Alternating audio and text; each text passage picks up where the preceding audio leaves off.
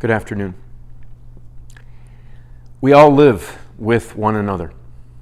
That's basically how things go. Yes, we live in our own homes and apartments and condos and everything out there. We all live as pockets of family groups and relatives together, and some live as individuals, as single people.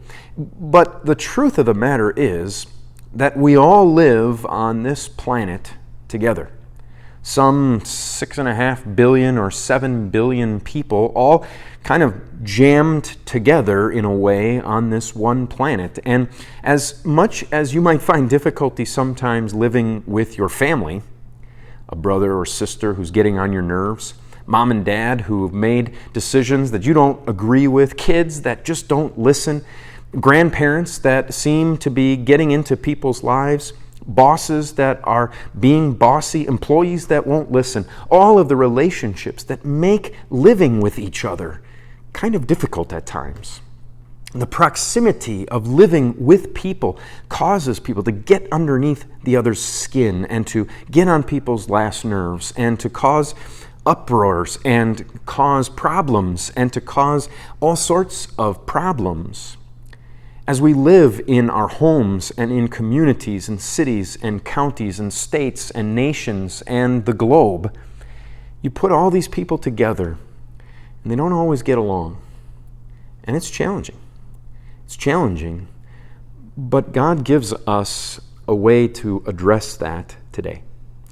In the book of Ephesians chapter 4, verse 2, live with all humility, gentleness, and patience, bearing with one another in love. What makes living together in close proximity to people, whether it be in our family units or whether it be in our communities, what makes that possible? Well, it's, yes, laws, and yes, it's following certain rules and ways of doing things, but God is saying it's more than that. For each person, if they would live in humility, if they would live with gentleness, if they would live with patience, how much easier would life be? If that were the basis for how we interacted with people, our first action was humility. Consider that person better than myself. Consider that person's feelings before I consider mine. How much better would things be? Gentleness. I'm going to take an easygoing manner with other people. I'm not going to run rough over them, but I'm going to be gentle with them. And patience. I'm going to give them the benefit of the doubt. I'm going to allow things to unfold before I react. Patience. And at the heart of all of that is bearing with one another in love.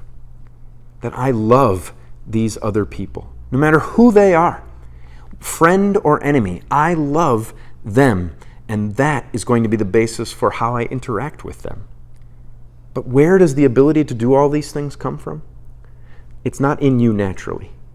It's not in you naturally, but it is in you when you remember that God loves you. God loves you in Jesus, and because of that great love, you can live in love with others. Live in humility, live in gentleness, live in patience, and bear with one another in love. Until we see each other again, the Lord's blessings on your day.